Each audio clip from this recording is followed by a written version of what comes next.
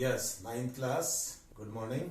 देखिए, अभी अपन ने कोणों की परिभाषा, समांतर रेखाएं, फिर इसके बाद में प्रतिच्छेदी रेखाएं, ये सब आप लोगों को एकांतर कोण, फिर इसके बाद में संगत कोण, फिर इसके बाद में क्रमागत अंतः कोण, इन सब के बारे में बताया। अब जो आप लोगों के सवाल हैं, कौन सी एक्सरसाइज 6.2, उसके मैं सवाल हल करूंगा, तो ध्यान से समझना इनको, उन्हीं कोणों का इसमें उपयोग है। तो पहला सवाल है, देखिए 6.2 का क्या है, इसमें ये आकृति बना करके दे रखी है आप लोगों को, ठीक है ना। x और y के मान ज्ञात करने हैं, ठीक है ना, और x और y के मान ज्ञात कीजिए और फिर दर्शाइए कि AB समांतर है CD। AB किसके समांतर है? CD के। तो यहां देखो, सीधे ही आप लोग हल करेंगे।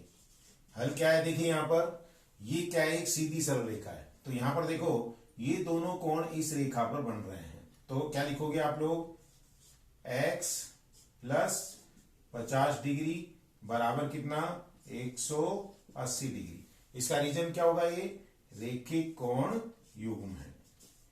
रेखिक कोण युग्म है।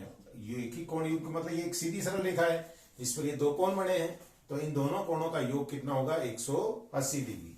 तो आपके देखिए, इसलिए कोण x बराबर कितना होगा बताओ, ये 50 को उधर ले जाओ, तो 180 माइनस का कितना, 50 डिग्री।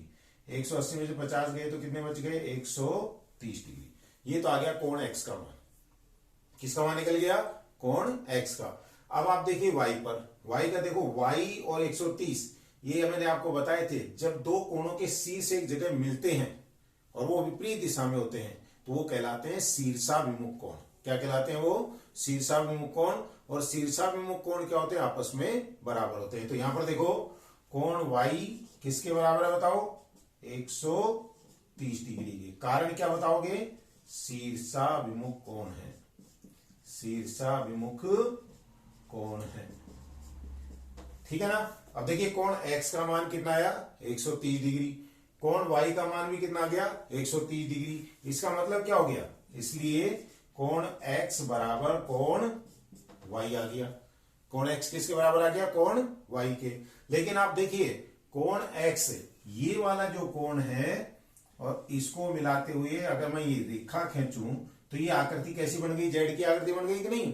तो कहने का मतलब, कोण x बराबर कोण y, लेकिन ये क्रमागत अंतः कोण है। ये ये क्या है, क्रमागत एकांतर कोण है।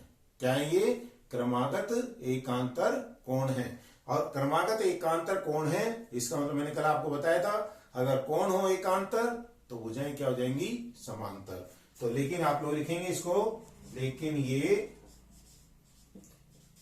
ये एकांतर अंतः कोण है। लेकिन ये एकांतर अंतः कोण है, और जब एकांतर कोण बने तो भुजाएं क्या हो जाएंगी, समांतर। इसलिए क्या लिख देंगे आप लोग, इसलिए AB समांतर हो गया किसके, CD के। यही अपने को क्या करना है, सिद्ध करना है। एक बार फिर देख लो, थोड़ा सा समझने में ये आप लोगों के लिए नया है, फिर भी मैं आपको फिर बता रहा हूं। देखो, सबसे पहले देखिए, ये दोनों कोण क्या बन रहे हैं, एक सीधी सरल रेखा पे बन रहे हैं। तो इन दोनों कोणों का योग कितना होगा, 180 डिग्री। कारण क्या लिखोगे, रेखिक कोण युग्म है। अब आप देखिए यहां पर, तो कोण x बराबर कितना हुआ, 180 माइनस के कितने, 50 बराबर कितना आ गया, 130 डिग्री। ये तो x का मान निकल गया। अब इसके बाद देखिए, कोण y, और y किसके बराबर है, 130 के। कारण लिखेंगे आप लोग, क्यों बराबर है ये, क्योंकि ये शीर्षाभिमुख कोण है, वर्टिकली अपोजिट एंगल्स, यानी कि शीर्षाभिमुख कोण है। तो यहां पर देखो, कोण x का मान भी 130, कोण y का मान भी 130, दोनों कोण क्या आ गए, बराबर। लेकिन आप लोग देखिए, इनकी स्थिति कैसी है, जेड की आकृति बन रही कि नहीं। जेड की आकृति में जो कोण बनते हैं, कल मैंने आपको बताया था, वो क्या कहलाते हैं, एकांतर अंतः कोण। क्या कहलाते हैं वो, एकांतर अंतः कोण। तो यहां पर कोण x और कोण y दोनों क्या है, एकांतर अंतः कोण है, और दोनों कोण आपस में क्या है, ये बराबर। तो जब ये एकांतर कोण बराबर, तो भुजाएं क्या हो जाएंगी, समांतर। तो कहने वाले क्या लिख देंगे, AB समांतर हो गया CD के। ये आपके हो गया पहला प्रश्न, ठीक है। अब इसके बाद में आते हैं दूसरे पे। दूसरा प्रश्न क्या है, पहले उसको समझो, फिर उसके बाद में उसको करते हैं। देखिए दूसरे प्रश्न में क्या दे रखा है, इसमें दिया है यदि ए बी समांतर है सी डी, चित्र आपके ये है, दिया है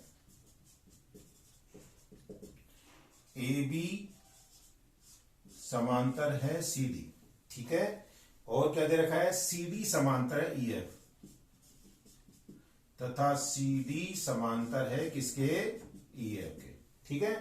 तो और एक चीज और दे रखी है तक, और y अनुपात z, इन कोणों का अनुपात दे रखा है कितना, y अनुपात z बराबर है 3:7, 3:7। तो ज्ञात क्या करना है अपने को, तो x का मान ज्ञात करो, ज्ञात करना है कोण x।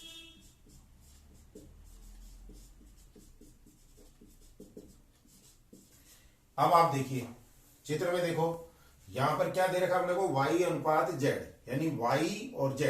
पहले तो आप ये देखिए x और y में क्या संबंध दिख रहा है आप लोगों को, ये दोनों रेखाएं समांतर हैं, ये क्या है, तिर्यक रेखा है। तो देखो क्या लिखेंगे हल में, ये दोनों रेखाएं समांतर है, कौन कौन सी, ए बी समांतर है सी डी, ठीक है ना, इसका नाम ले लो पी क्यू, ये नहीं दे रखा है तो आप ले लीजिए इसको, तथा पी क्यू एक तिर्यक रेखा है, तथा पी क्यू एक तिर्यक रेखा है।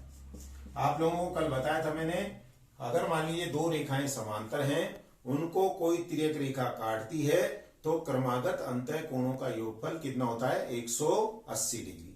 तो यहां पर देखिए क्रमागत अंतः कोण कौन कौन से हैं, कोण x और कोण y।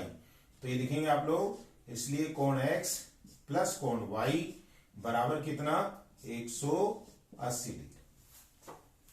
क्रमागत अंतः कोणों का योगफल कितना होता है, ये आप लोग लिख देंगे, क्योंकि क्या है ये क्रमागत अंतः कोण है, क्या है ये, क्रमागत अंतः कोण है, ठीक है।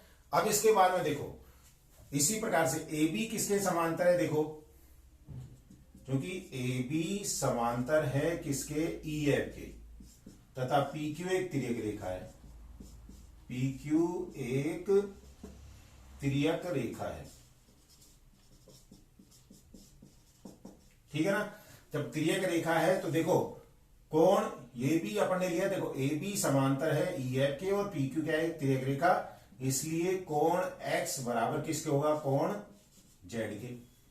कोण x का मान किसके बराबर होगा, कोण z के। क्यों बराबर होगा, क्योंकि ये एकांतर अंतः कोण है, एकांतर अंतः कोण है, ठीक है ना। तो कोण x बराबर किसके हो गया, कोण z के। अब यहां देखो, अभी आप लोगों को अनुपात दे रखा है कितना, क्योंकि कोण ये दे रखा है, क्योंकि कोण y अनुपात कोण z बराबर कितना है, 3:7, 3:7।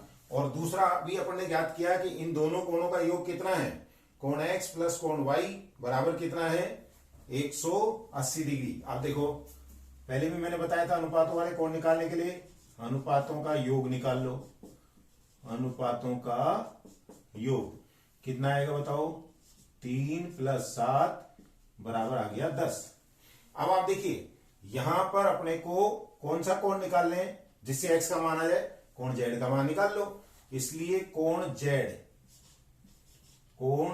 बराबर, यहां देखो z का मान कितना है 7, कितने में से, 10 में से, और निकालना कितने में से, 180 में से। तो देखो 0 से 0 कट गया, 18 सत्ते 126। तो कोण z का मान कितना आया, 126। जब कोण z 126 है तो x का मान भी कितना होगा, 126 डिग्री। इसलिए कोण x बराबर कितना आया, 126 डिग्री। तो इस तरीके से आप लोगों के 2 सवाल कंप्लीट हो गए हैं, इनकी आप लोग प्रैक्टिस करना, ठीक है ना। आगे के सवाल आपको कल बताए जाएंगे, ठीक है। तो इनको एक बार ध्यान से देख लेना। धन्यवाद।